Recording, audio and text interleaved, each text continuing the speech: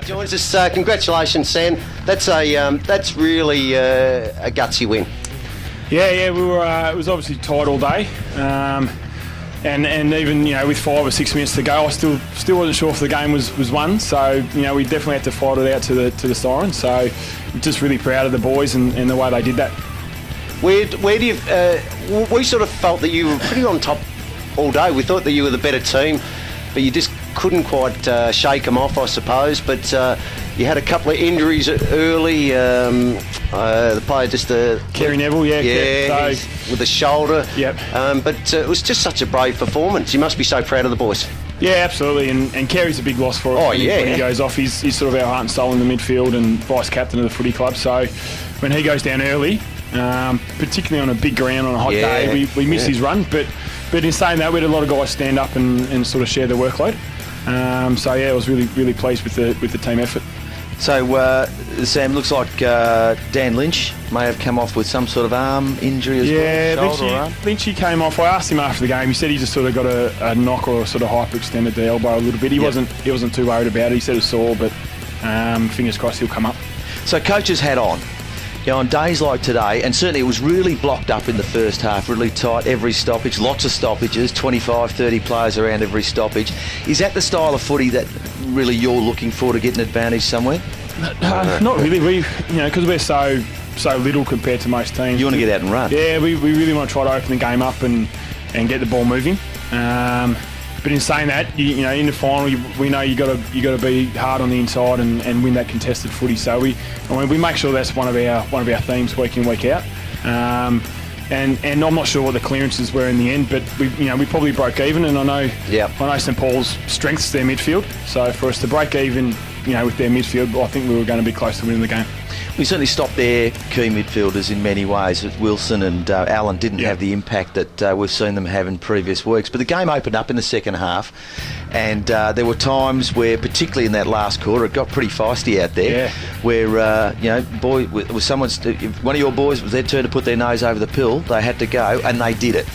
I was really proud of the boys. They came with some physicality late, trying to, as you'd expect from a team that's fighting to stay alive. But I was proud of our guys that stuck up for each other. But we maintained our focus on the footy, and that's telling. I think that sort of tells a story at the end of the day. Yeah. Just one for me, Sam. Luke Barnhorn, I thought he was outstanding for you guys today. Clean with the footy, doesn't make mistakes under pressure. How often does he get to train with you guys? Because you look like he just fitted straight into your system the way you play. He's obviously been at Sandy VFL for most of the year. He actually broke his leg with us maybe 7 or 8 weeks ago. So he missed about 3. He just had a fracture, and it's called a micro fracture. So he missed about 3 or 4, which was really, I suppose, a good result. Sandy 2s, I think, are out. They now. are. I don't think they made finals. So he right. actually trained with us twice this week, and he'll be with us for the rest of the year, which is obviously a great win for us. Where did you feel you got on top? It was so tight across the ground. I thought Kitchen was starting to get his hands on the football a bit. You really had to put some heat into him, I suppose, as the game went on. I actually thought Nichols and Van Velsen did a pretty good job in the end.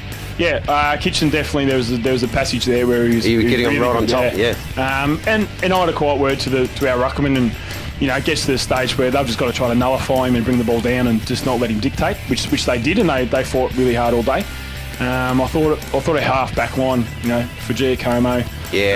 Lynch when he's back there, and Michael Barnhorn were super. Outstanding. As well as the blokes that did a job. Josh Jewell playing on Ridgeway. He kept him very quiet. Yeah, he kept him quiet. Maguglio played on Allen for most of the day and kept him reasonably quiet. So the guys that had jobs, they did what was required. So that helps when that happens. A little bit of Matthew Scarlett about Joshy Jewell. I know he's a big fan of Scarlo in any case, but just the way he plays the game up the back there, often against a taller opponent. Yeah, so hard to beat. Joshy's he's probably only just 6 foot. He's a Geelong supporter, so he'll appreciate that. But he's actually really fast. His closing speed is amazing. So he's played on blokes that are sort of 6'4" for us, and he's played on blokes like Ridgeway that are probably just 6 foot. So he plays a lot taller than what he is, which is handy to have a guy like that in your team. Big Quinny didn't play today. Any chance to get him back next week? Yeah, I'd say we're probably 90% sure he'll play. Okay. So we nearly rolled him out. So he hurt his ankle last week. which he's been carrying for a few. But we were confident that Nichols and Van Velsen would go okay against St Paul's ruckman. But we'll probably need Big Quinny against T-Rex. Against T-Rex next week. Yeah. So he's obviously a big boy, and we need to get our starting ruckman back for that matchup.